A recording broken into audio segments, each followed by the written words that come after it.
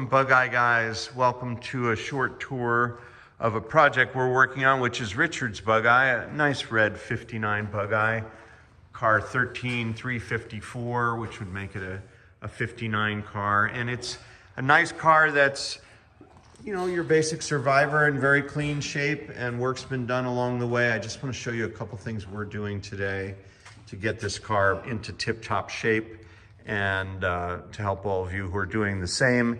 And also, this sheds some light on many of the parts we sell in our parts catalog, which you can find at Bugeye Parts. So this is one thing that's commonly sold. These are corrugated hoses, and this is a recent one. A while back, the car got a new water pump and a new corrugated hose called the bypass hose. And the problem with these corrugated hoses, the corrugations, you need it to get it in here and pop it out, because there's a nipple on the water pump and a nipple on the head. And there's a very narrow gap, so you need these corrugations, but they are the first to crack. And we've had many, many cars that have come in here with leaking bypass hoses. So we will quickly remove these 4 bolts and stick a new straight piece of hose in here, which I highly recommend if you have this corrugated hose. It's kind of an Achilles heel of these cooling systems. So that's something that will get addressed on this car. The other thing that's going to happen is this was meant to be a a drum brake refresh. We all want it to be disc brakes, but we don't always get the luxury. So this was going to get all new wheel cylinders, which were leaking. But the problem is there's a lot of wear on this lower fulcrum pin. And that's the pin that goes right through here. Here's the grease port. That's why that's there. That's one of the reasons anyway. But this pin unites your kingpin, which is the vertical piece, to the control arm. And when there's this much play going down the road, you start to have basically variable caster. So the wheel is moving, clocking clockwise and counterclockwise. And we would like to get rid of that play. I'll show you this other side is much tighter. It hasn't worn out at the same rate for whatever reason.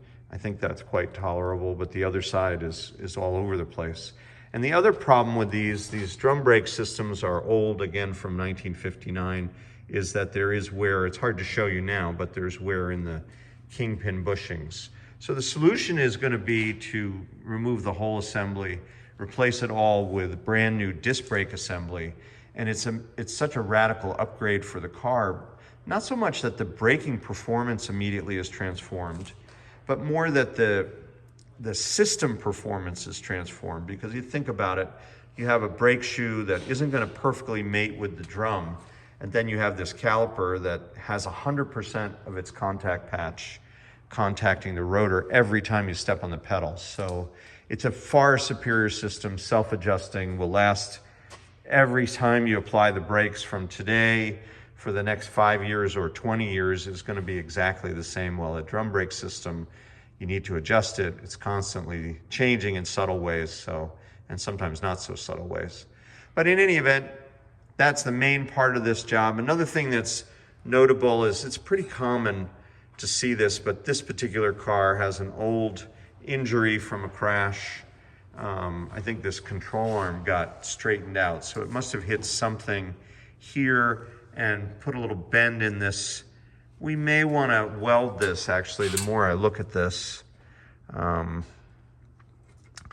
that could have been a bumper hit. Again, these frame horns take quite a beating, and so it's pretty common to see that on these 60-year-old cars these days. Pretty routine. Another thing that I saw here is that this clutch line, if you can see it, the car is going to get a new wiring harness, but we're also going to do some work with these hydraulic lines, because this compression fitting in the clutch slave cylinder line from the master to the slave is really not okay. It's asking for another leak. It's a weak link. Sure, it's a quick solution if you break a line, but we're not fond of trusting that and leaving it that way. So these are all things that we'll be upgrading on this nice Bugeye. It's a 948 engine and original H1 carbs, and a lot to love, and we will transform it for the next chapter of its life here at Bugeyeguys. Thanks for watching.